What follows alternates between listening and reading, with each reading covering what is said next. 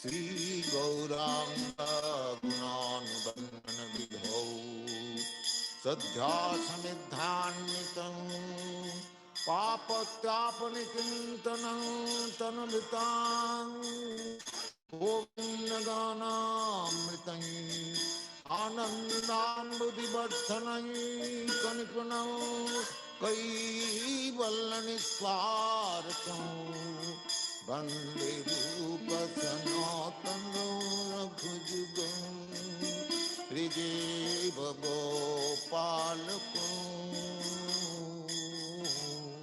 Krishna Kirtana Ganana Tana Padam Premamritam Vanidhi Tatvato Namase Samannalapati Shani Sadatu Chama Bhuttvadina Ganesakaru Karanaya Kopina Kanthasitau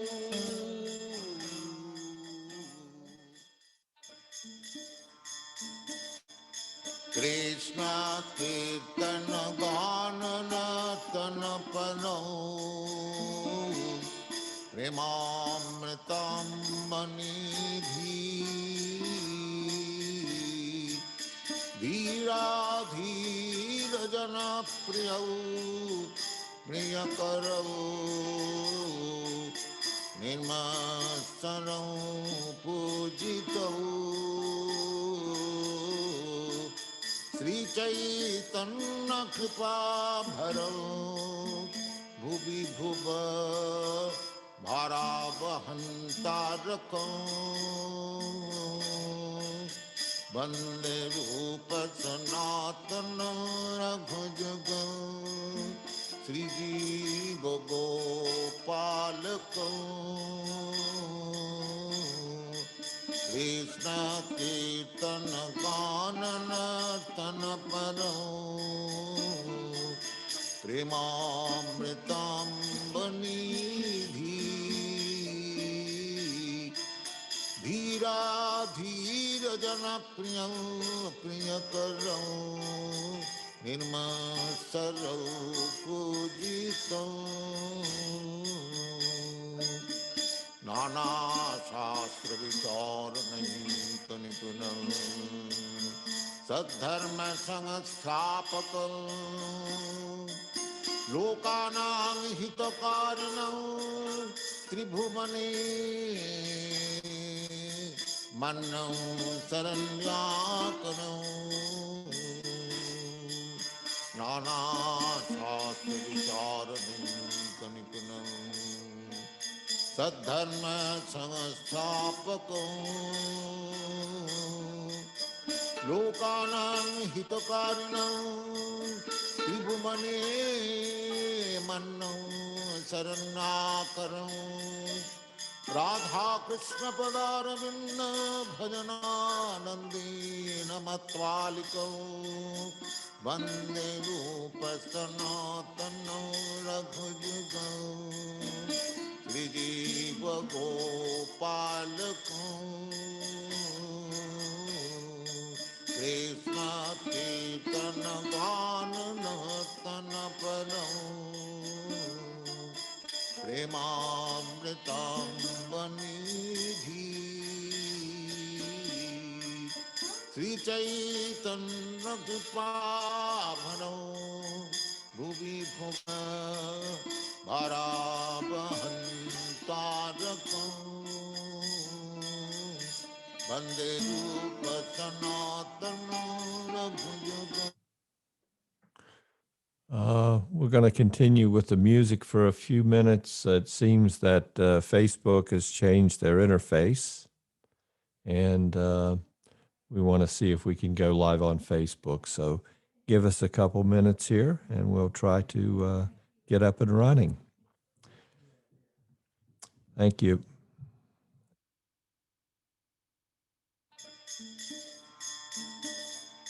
Krishna Kirtana Ganana Tana Padam Premamritam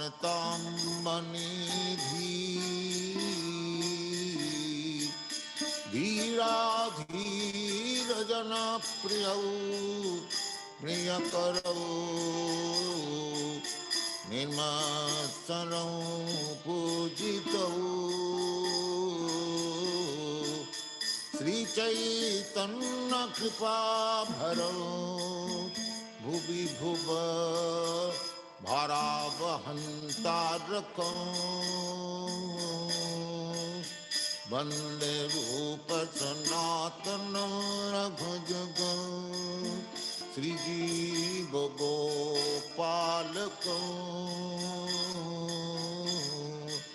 Krishna कीर्तन गान नर्तन परौ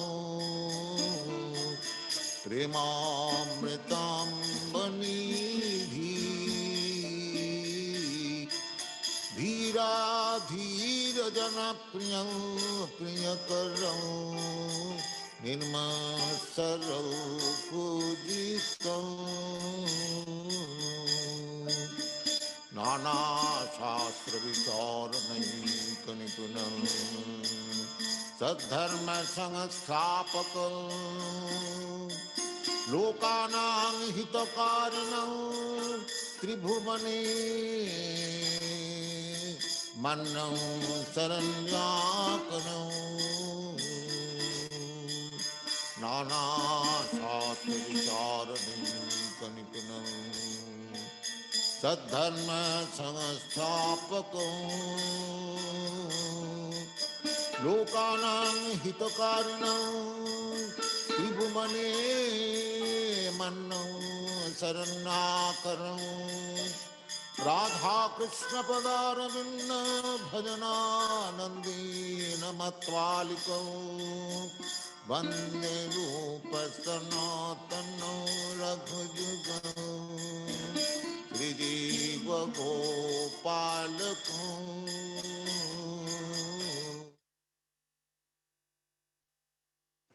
Kumajnanathmirandasya Jnananjana Salakaya Chakshurun Militam Yena Tasmai Shri Gurave Namaha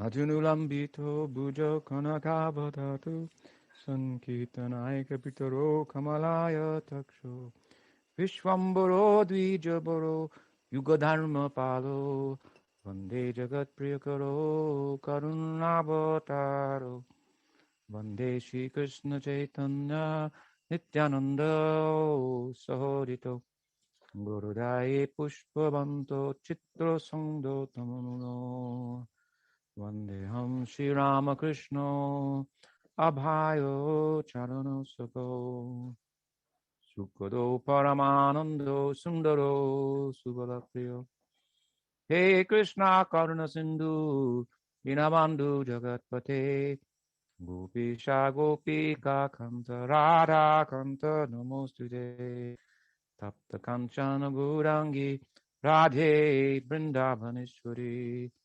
Vrishabhanu Sute Devi Namami Hari Priye.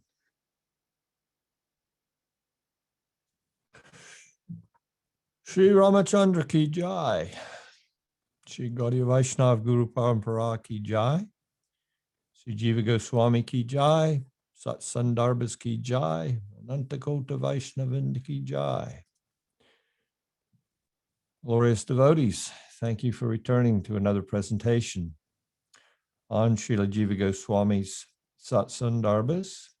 Today we'll begin a discussion of the Bhagavat Sandarbha, which continues with the ontology, or the knowable. That is that which is knowable, based on our Gaudiya perspective. And as we know, our Gaudiya perspective is based upon the primary evidence of the Śrīmad-Bhāgavatam. Now, this second Sandarbha, the Bhagavat Sandarbha, is about Bhagavan.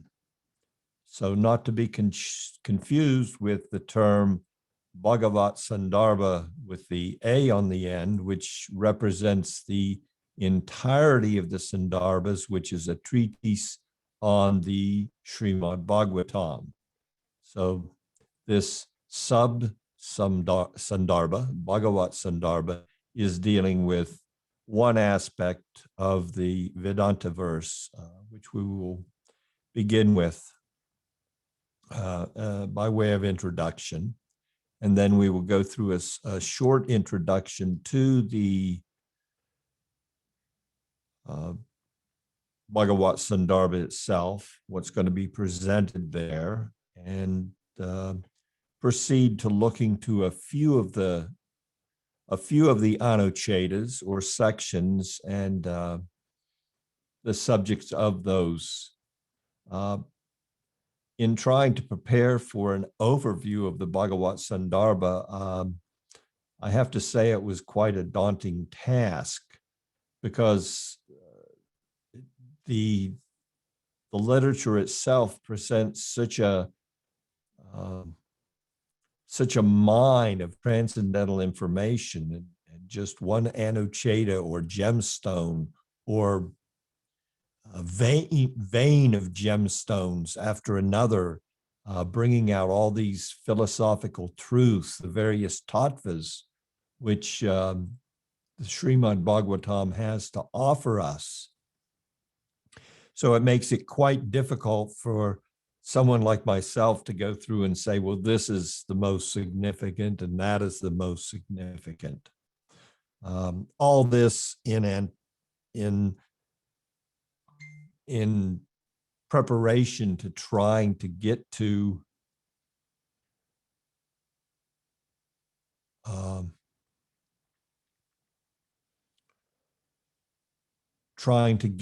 the Krishna Sandarbha, which is the focus of this series of lectures. So to get there, I want to give an overview of what's presented in the Bhagavat Sandarbha and then what's presented in the Paramatma Sandarbha, which constitute, as I said, a continuation of the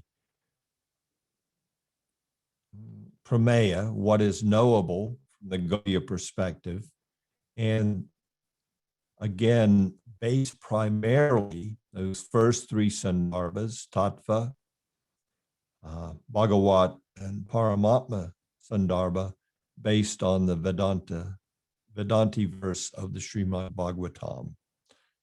So let us go through a couple.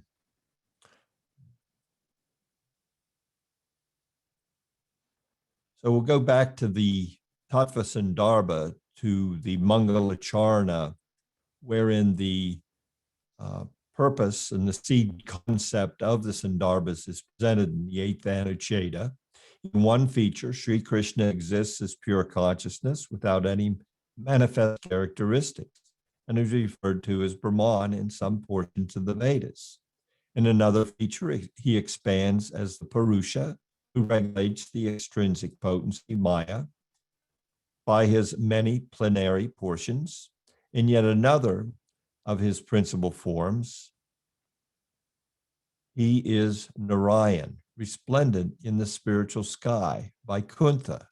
May that Sri Krishna, the original, complete, absolute truth, Swayam Bhagavan, bestow love for himself on those who worship his lotus feet in this world.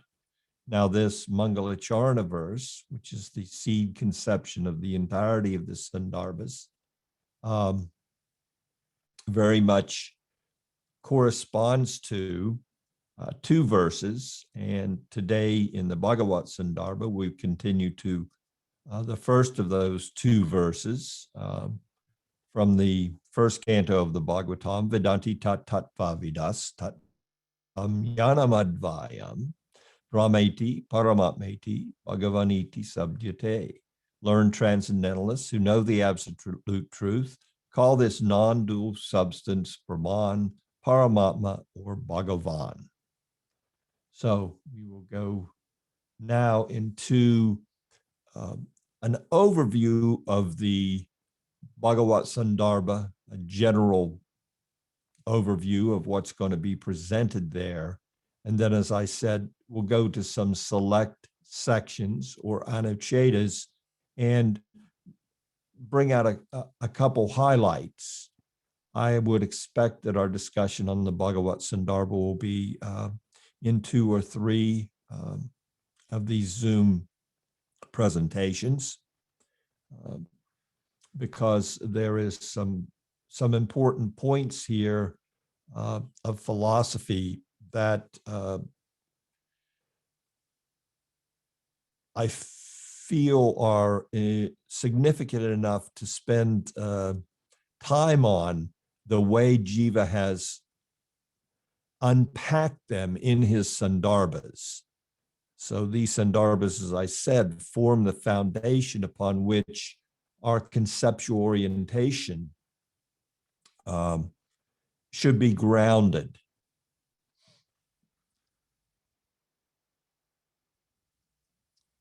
So, an introduction to the Bhagavat Sandarbha. True altruism lies not in merely taking care of the external persona of a living being. It lies in alleviating the ignorance that it is the root of everyone's disability in finding happiness. Ignorance of one's true identity in relation to Bhagavan. To enlighten the ignorant and conditioned self is its true identity, solves the eternal problem of happiness at its very root. The great seers of India illustrated this transcendental altruism by striving tirelessly to enlighten the masses. Among such luminaries, Śrīla Jīva Goswami is a brilliant moon who performed unparalleled welfare to humanity by presenting the essence of Vedic literature in the form of the Sandarbhas. Without the detailed guidance of a work like the Sandarbhas, excuse me 1 second.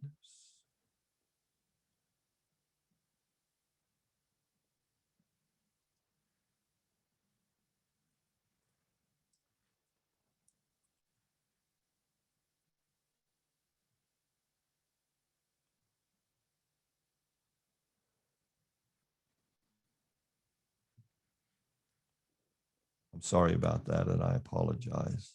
I'm getting messages here. I just wanted to make sure that our presentation is going out in a way that it's viewable. So I will continue. Without the detailed guidance of a work like the Sandarbhas, a seeker of knowledge can easily get lost in the dense forest of Vedic literature, not knowing where to begin and how to pursue his spiritual life. Again, it's worth reminding ourselves that the Gaudiya perspective on transcendence is very firmly rooted in the Vedic knowledge, and we've already covered to a large extent the significance of that foundation being the Śrīmad-Bhāgavatam. The Śrīmad-Bhāgavatam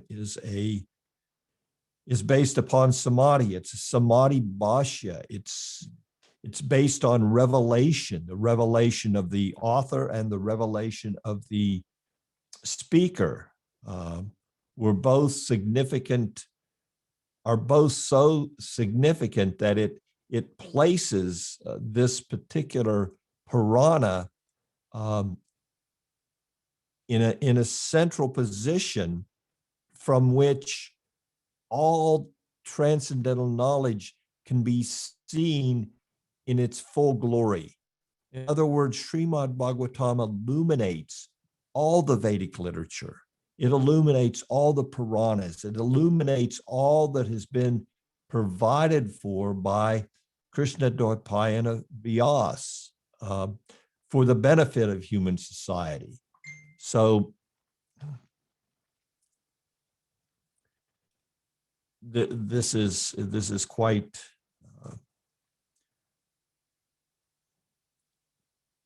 quite significant that such profound knowledge has been so freely distributed by the mercy of Sri Chaitanya Mahaprabhu. And that's truly the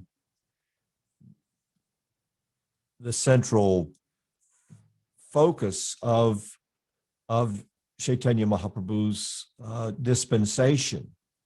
What's being spoken of here in this introduction, that what is the best that can be done for humanity at large, and that is giving them the possibility of eternal happiness, which is which is eternal, which is enduring, which is not going to come to an end, like all the happiness that we experience within the material realm. So Jiva's contribution is significant in this regard. And it's significant because that son of the Bhagavat Purana, the Śrīmad-Bhāgavatam, is being properly mined, if we can continue with that analogy, by Jiva Goswami, so that all of the subtleties of the dispensation of Chaitanya Mahaprabhu can be fully understood. This perspective on transcendence, which allows entrance into the most intimate attainment in spiritual practice, that of praying bhakti, or unalloyed loving devotion for the Supreme, which far exceeds even the concepts of liberation as presented in the Vedas themselves. Beginning with the Bhagavat Sandarbha, the introduction continues, Jiva Goswami elaborates on the topic of ontology, Sambandha Gyan. He begins this volume by establishing reality as the non-dual absolute substantive, existing most completely as Bhagavan, the transcendent supreme person. So here we have non-dual absolute substantive. So Vedanti tat vavidas tat vamyas jnanam advayam. Jnanam advayam, that non-dual absolute. It can be seen differently, but now Jiva Goswami is going to allow us, beginning with this Bhagavat Sandarbha, to understand that absolute reality from the highest perspective as illuminated by the Bhagavat Purana. The central theme of Jiva Goswami's discussion in Bhagavat Sandarbha is based upon the second line of the famous verse from the Bhagavat Purana. Knowers of the Absolute describe it as non-dual consciousness, naming it as Brahman, as Paramatma, and as Bhagavan.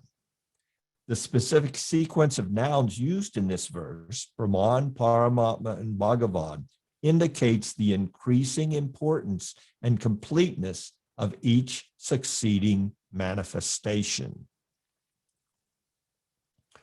When one realizes the absolute truth without perceiving any distinction between its energies and the absolute itself as energetic source, it is called Brahman. When through deeper intuitive insight, one apprehends a distinction between the energies and the energetic source, but perceives this distinction only in relation to phenomenal energies, the world and the living entities within it, the reality thus realized is called Paramatma. When one's discernment of the distinction between the energetic source, between energy and energetic source moves still deeper to include the internal transcendental energies of reality, one begins to perceive reality as Bhagavan. Just an elaboration of what's there in our verse. Vedanti tat tat vidas.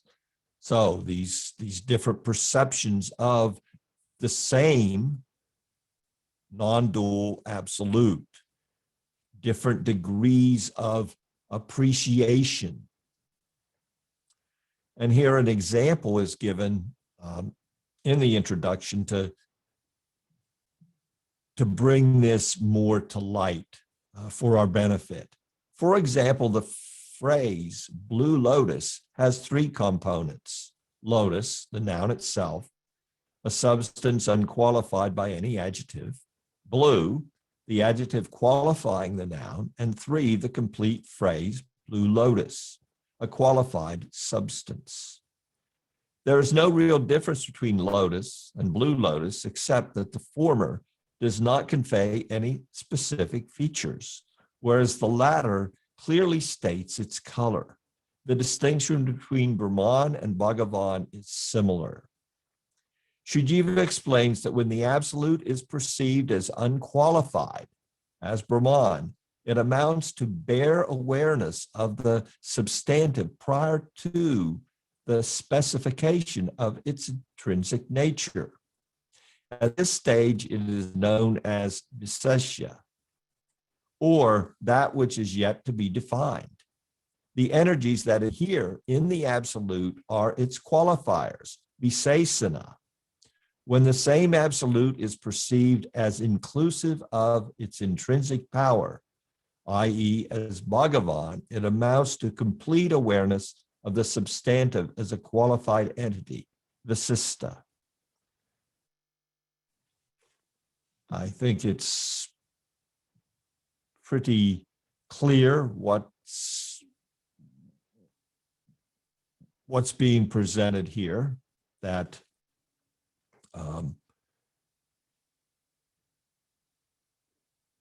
the way of perceiving any object can start in a very unqualified way. That's the example used, a lotus, and then we can have a blue lotus, a red lotus, a white lotus. We're further qualifying the subject. So all of the Lord's various energies, when seen in relationship with him, add the nuances of what is a complete understanding of his position. If one realizes Bhagavan, one will naturally understand Brahman, just as one who beholds a blue lotus automatically sees a lotus. This is why Śrī Jīva did not dedicate a separate Sandarbha to Brahman. Whatever is essential to know about Brahman is contained in Bhagavat Sandarbha. Hopefully in today's discussion, we will get to one Anucheta where in one Anucheta, Jiva Goswami brings out the nature of Brahman and basically tells us that this one Anucheta, maybe a total of 3 Anuchetas, but this very small section of the Bhagavat Sandarbha can be looked at. It is the Brahman Sandarbha. I've given you everything here that needs to be said about Brahman in this one small section of the Bhagavat Sandarbha. So if we understand Bhagavan, we automatically understand Brahman. We automatically understand Paramatma. Although there is no absolute difference between the 3 aspects of the one absolute reality, Jiva's evaluation is that Bhagavan is the most complete manifestation, Purna Avirbhav, replete with unparalleled, variegated potencies. In comparison to Bhagavan, Brahman and Paramatma are incomplete manifestations of the one absolute reality. The realization of Bhagavan naturally includes that of Brahman, but not vice versa. The Bhagavat Sandarbha proceeds to a further elaboration on the nature of Bhagavan, revealing the transcendental character of his form, name, abode, devotees, activities, and his superiority over pramāṇa. Really, what we have here in this beginning section of 4 books of the Sandarbhas, the Tattva, Bhagavat,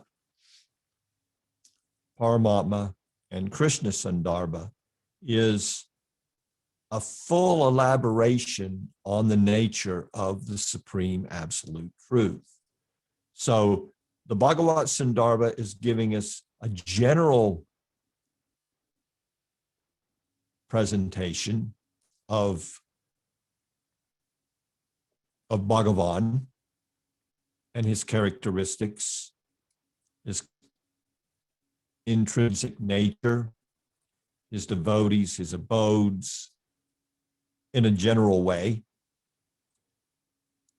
Then how the Lord interfaces with his external potency through the Paramatma feature, and then the specificity of Krishnastu Bhagavan Swayam will be completely unpacked in the Krishna Sandarbha.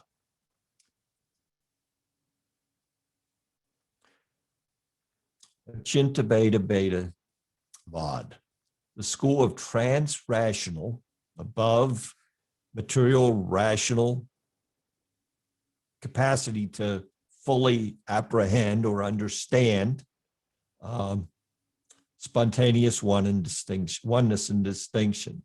Śrīla Jīva Goswami stresses that Bhagavan's energies have 2 important features, that of trans-rational, achintyata, achintyatva, and intrinsic to him, swabhavi katva.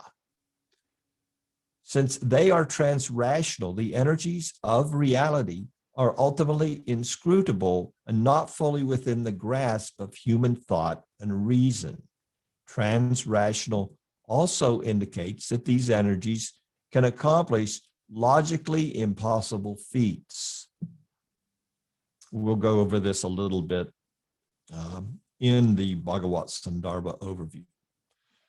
Another import of trans-rational is that the relationship between these energies and their energetic source is not entirely within the grasp of logic. These energies are not distinct from the energetic, but also not entirely identical to him. It is by virtue of this understanding that the philosophy of Sri Chaitanya has become known as a Achintya Beta Beta Tattva, or Vad.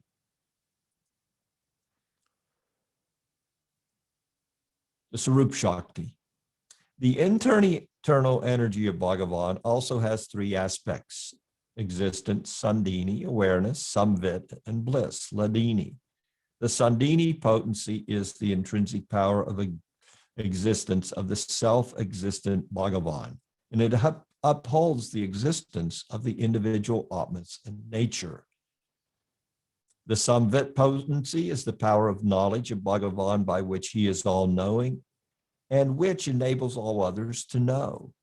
The Hladini potency is the power of bliss, which bestows bliss both to Bhagavan, who is inherently full of bliss, and to others. These 3 aspects of the internal potency are the very nature of Bhagavan and thus exist eternally in him. The Samvit potency includes and supersedes the Sandini potency, and the Hladini potency includes and supersedes the other 2. This threefold internal energy of Bhagavan constitutes his very nature and that of his abode and associates. So this is an interesting concept to understand that of all the internal Satchitananda, the internal potencies of the Lord, that the Ananda portion or potency, the Hladini, supersedes the other two, that of knowledge and that of existence itself. Love conquers all. What can we say?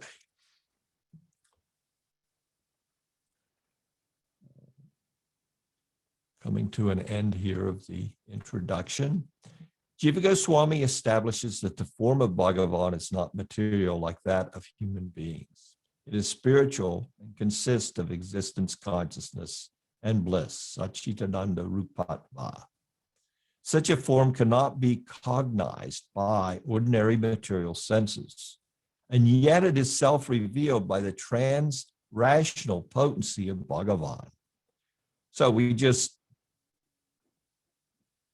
discussed the fact that it's beyond our comprehension.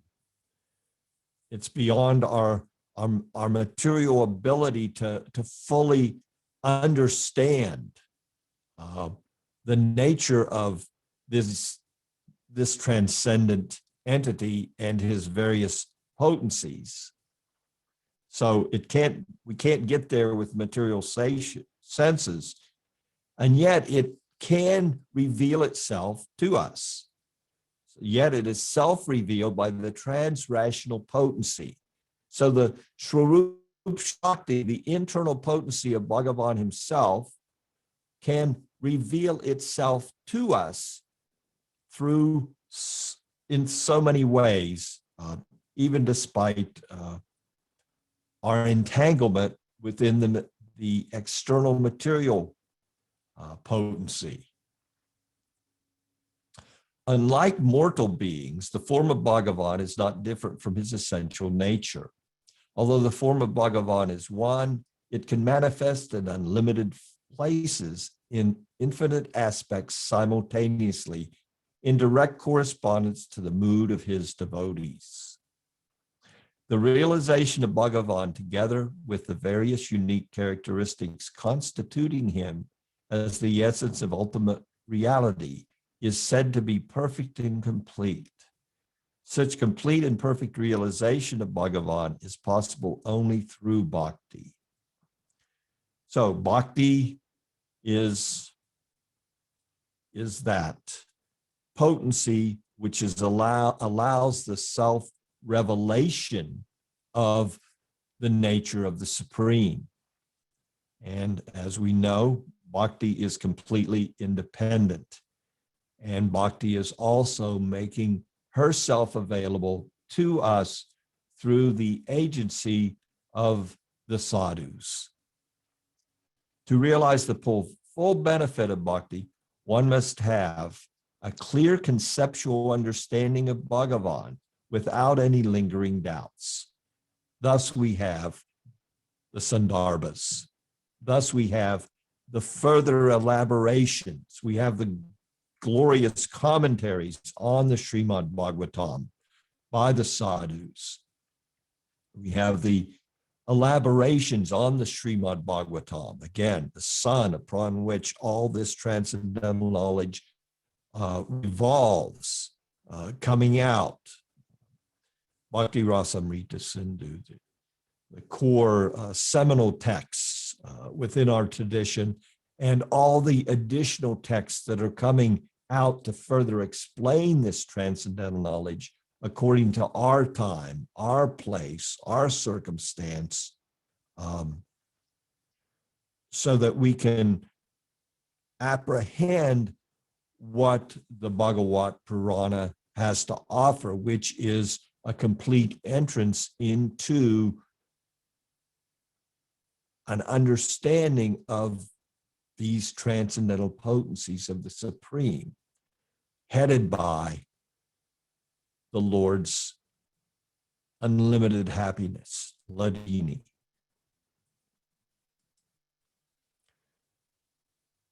Now, by way of looking at what's presented in the Bhagavat Purana, we've pulled out a few of the anuchetas or sections.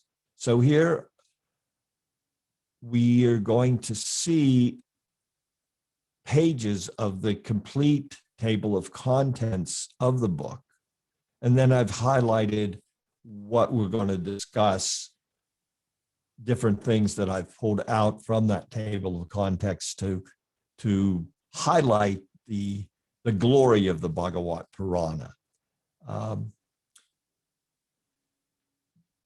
This is it's like a trailer, and by a trailer, what's the purpose of a trailer? A movie trailer.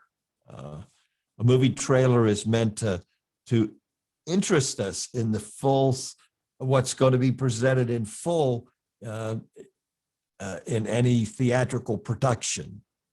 So similarly, you can look at these classes on the Bhagavat and Paramatma Sandarbha, also what we already discussed from the Tattva Sandarbha.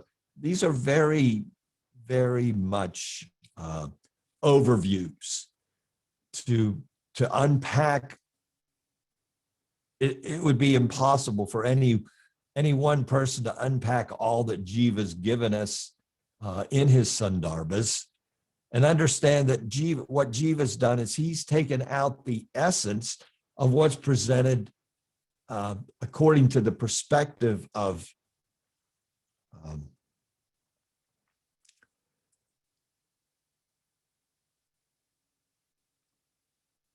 the Goswamis, of all the Goswamis. He's taken out what is the most significant in formulating a comprehensive conceptual orientation of Sambandha Gyan, Adaya Gyan, and Prayojan. So he's highlighted, he's presented systematically by extracting from various places in the Bhagavatam the various tattvas. And as I said, it's like an unlimited mine of transcendental gems that he's presented. So we're simply trying to give some highlights, or as I said, like a trailer. And as you look through these table of contents, which I hope you do as we go on here, you'll see there's so much to be explored here, and so much mining that can be done, because he unpacks all of these various things in a very, very significant way, as you'll see by just the little glimpses that I'm able to present in these classes, which are an overview of the Bhagavat Sandarbha, Paramatma Sandarbha. So we're going to start by looking at the very first Anucheta a little bit in depth. Absolute reality manifests in three different ways. Again, a little unpacking of the Vedanta verse. So we'll begin there. And when I have presented anything, I want to remind you that these are just small sections of the section. Anucheta, the word Anucheta means section. So there's small sections of the Anucheta, which could be could be, if I were to put it in slides, many, many, many slides just make up the one Anucheta. I've pulled out a little bit of the essence. It's fully unpacked in the work itself, and I encourage you, as your time and study allows, to dive and take a deep dive into Jiva Goswami's works, the Sandarbhas. So from the first Anucheta, the first part of Śrīmad-Bhāgavatam 1-11 describes absolute reality in a general manner, characterized as non-dual consciousness. Then the second part elaborates the absolute more specifically. This non-dual consciousness is referred to as Brahman, Paramatma, and Bhagavan. This one non-dual absolute thus manifests its own existence in one of these three aspects in exact accordance with the specific qualification of the worshiper.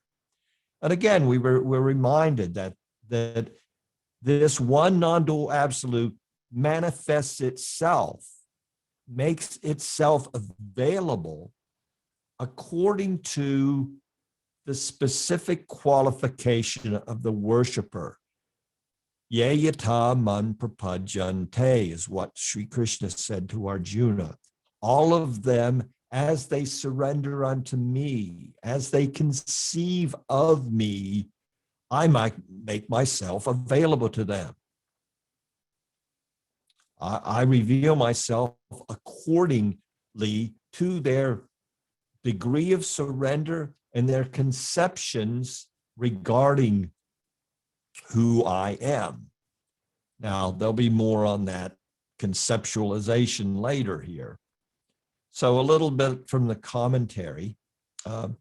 After introducing absolute reality in a general way as non-dual consciousness in Tattva Sandarbha, Śrī Jīva Goswami now begins Bhagavat Sandarbha with a more specific description. The words Brahman, Brahma, Paramatma, and Bhagavan in Suta's verse denote not only the one non-dual absolute in 3 degrees of completion, but also 3 degrees of completion in surrender. The same non-dual absolute is revealed and thus interpreted either as Brahman, Paramatma, or Bhagavan in accordance with the core disposition of surrender, shaped in no small measure by the theory and praxis adopted by the adherents of different paths. Again, what can we say? We can grasp as we enter deeper into hearing from the sadhus in our tradition, and to enter more deeply into our own personal practice and the revelations that are received ourselves by that hearing and by that practice and by the holy name itself, we can understand the extraordinary yadrichaya, good fortune that we have had in coming in contact with this conception of the supreme absolute truth. There's nothing that you can do to attain this conception that is presented in Gaudiya Vaishnavism of your own accord. It is coming by the extreme mercy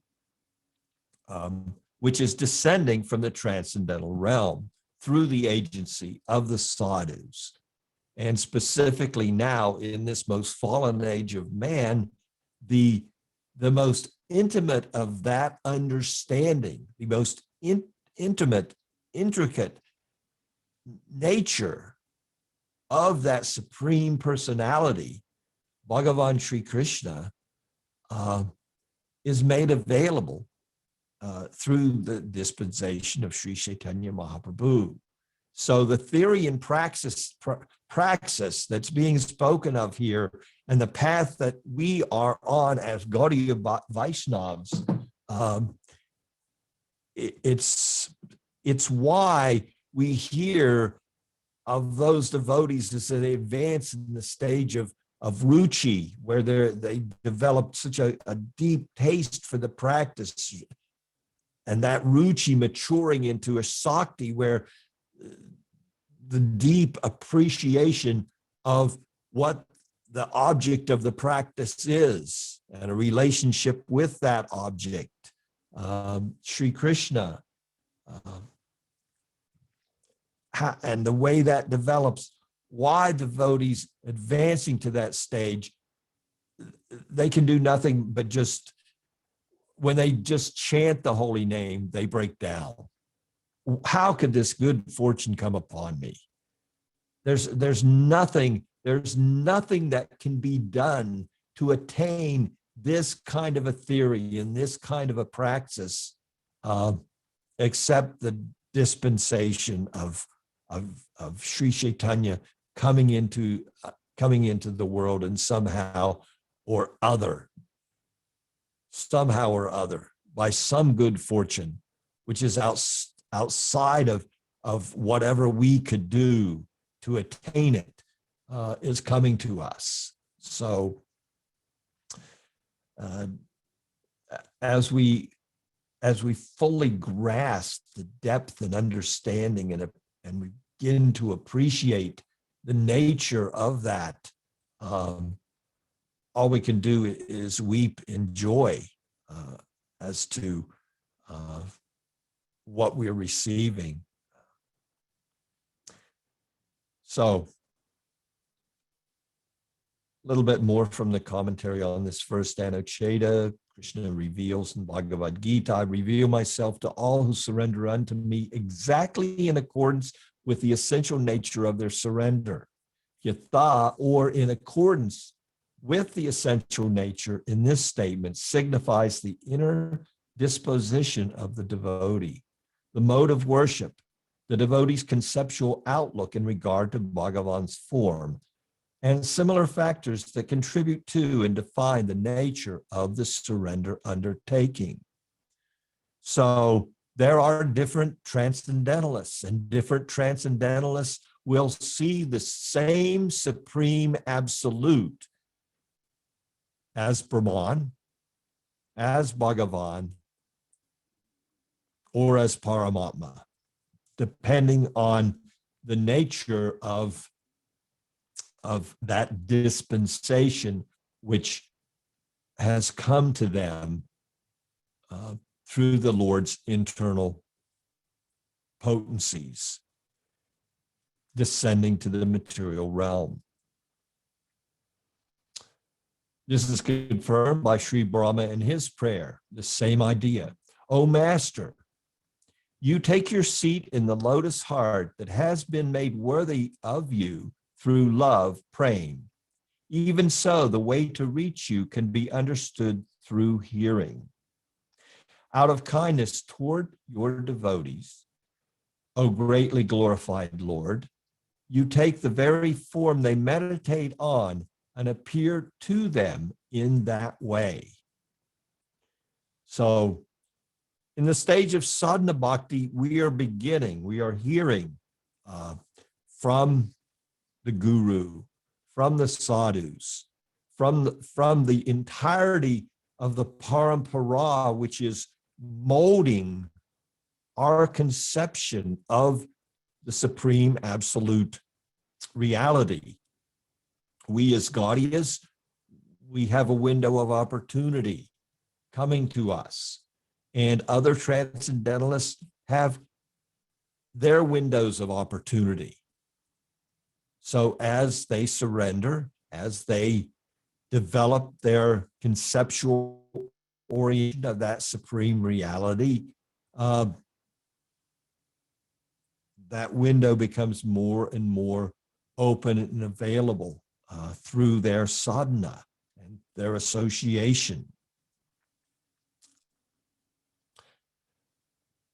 And this point being made here is extremely significant, because someone could come away with a misunderstanding. Well, I can think of God in whatever way I want, and that as I conceive God, that's the way I'll experience God. But no, as explained here, of course, this last statement does not mean that one can meditate on any form and that Bhagavan is thereby bound to appear to the meditator in that way. This idea is precluded by the phrase Sruteksita Patha. The way to reach you can be understood through hearing. One has to hear from a qualified source and should meditate on the forms that are described in these authorized texts. So in other words, yes, the Lord does make himself available, and through the dispensation, and that's where we began today in our discussion, that this descent and this doing the best that can be done for the benefit of humanity, as exemplified by Srila Vyasadeva and his discontent, as exemplified by Sukadeva Goswami showing up at the most opportune time for the benefit of Maharaj Parikshit, by the example in our own lives of our coming into contact with the sadhus, with the bona fide spiritual master, and how our own lives have been opened up to transcendence by this transcendent via media. But they provide us with the path, patha, suteksita patha, the authorized path available, which is descending from the transcendental realm. Not that we, from our perspective, from our material mind-body complex, can come up with any concocted idea regarding transcendence and pursue that and expect that to be attainable. No, that's not an attainment. That's what we would commonly refer to as a hallucination, or so many words could be used there, but no, this is the descending process, and we are being introduced to a conception of the supreme absolute truth, whether that conception comes through the opportunities afforded us as Brahman, as Paramatma, or as Bhagavan. All these conceptions are coming down through authorized channels of transcendent dispensation of the Lord's internal Swarup Shakti.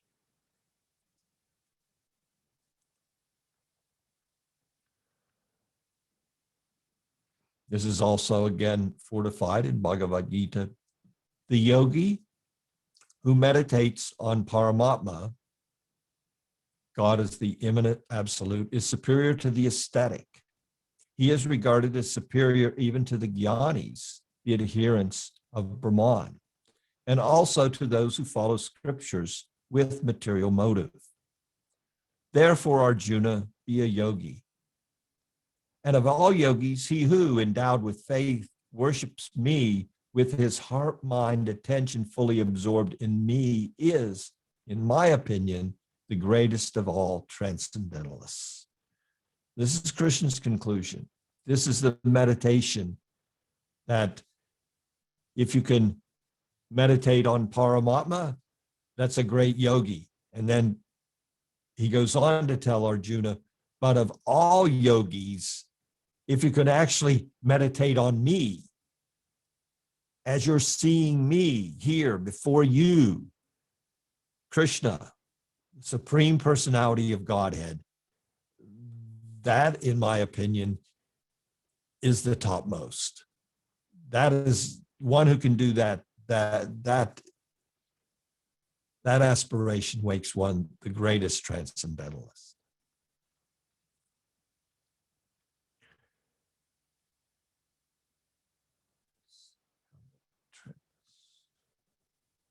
So this discussion on the next Anucheta, the distinction between Brahman and Bhagavan, I am going to go into some detail there, and then also in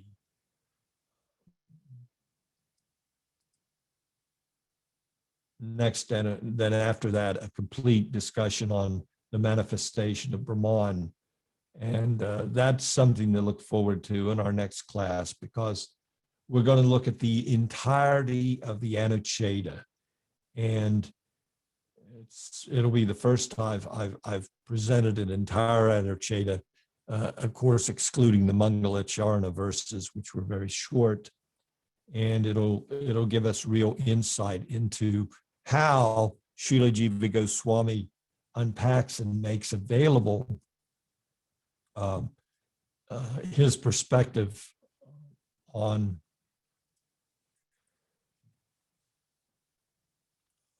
the Bhagavat. In other words, we're going to see in that discussion next week when we come to that manifestation of Brahman, which basically the seventh Anucheta is, as I said, itself the Brahman Sandarbha. So we'll see in that discussion and looking in detail at that entire Anucheta, how the glory, how Jiva Goswami pulls these insights from the various verses of the Bhagavat Purana. And it's quite illuminating to look at one Anucheta in detail like that. And I encourage you all to do so. So I'll wrap up today's discussion there. If you have any questions, we can address them.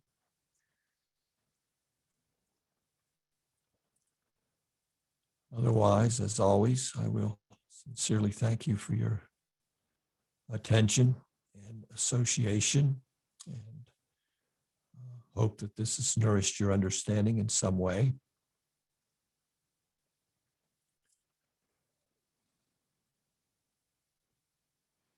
Don't see any microphones Hare Krishna. going off. There, I see one. Yes.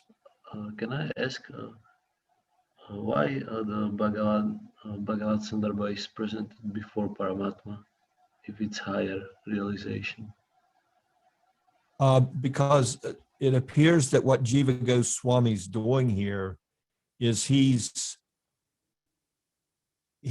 as I said, he's not presenting any Sandarbha on Brahman, but he's presenting the Bhagavan's, Sandarbha or the Bhagavat Sandarbha before the Paramatma, because he's presenting the whole picture. What is the nature of this personal, there's the personal and then there's the impersonal understanding of the supreme absolute truth.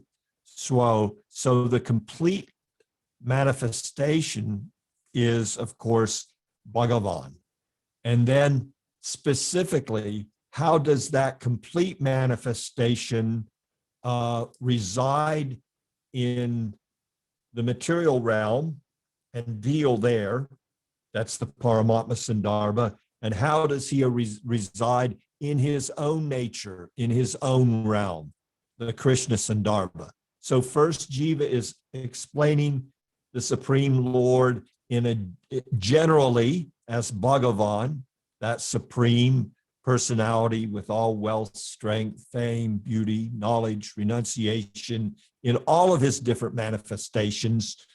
These are his characteristics as that supreme entity. Then Jiva Goswami goes on with his Sambandha Gyan to us by explaining, now that supreme entity interacts with his external potency, and that is, he does that through the agency of his Paramatma manifestation, and he interacts with his internal potency, and that is most completely understood as Krishna. Krishnastu Bhagavan Swayam. Of all these different manifestations, Krishna is the source of all of them. So in his internal manifestation, how is he dealing there? So first, what is the nature of the Supreme Lord? That's our Bhagavat Sandarbha. That's the first presentation in the Sandarbhas. Then how does he interact with the material realm, Paramatma, and how does he interact on the spiritual plane in his transcendental abode and abodes? And that is the the Krishna Sandarbha. So that's kind of the nature of his approach. First, generally, what is the Supreme Lord? Then how does the Lord interact with his various potencies? In this first Bhagavat Sandarbha, as you see, if we look at quickly through the table of contents, these are just general understanding of Bhagavan and his various energies and his nature. He has mutually conflicting potencies, so on and on in this first Sandarbha. So much detailed knowledge regarding the nature of the Lord and his Shaktis. And then the specificity of those Shaktis and how he, in this manifestation of Paramatma, deals with them. And then the specificity of how, as Bhagavan Sri Krishna, he deals in the transcendental realm. Does that help at all? Yes, sure. Thank you very much. You are welcome.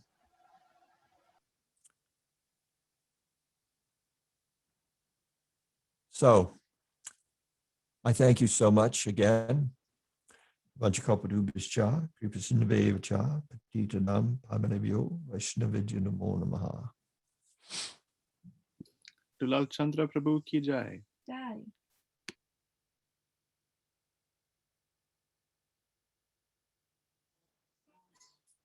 प्रेमामृतं मनिधि धीराधीर जनप्रियौ प्रियकरौ निर्मत्सरौ पूजितौ Shri Chaitanya कृपा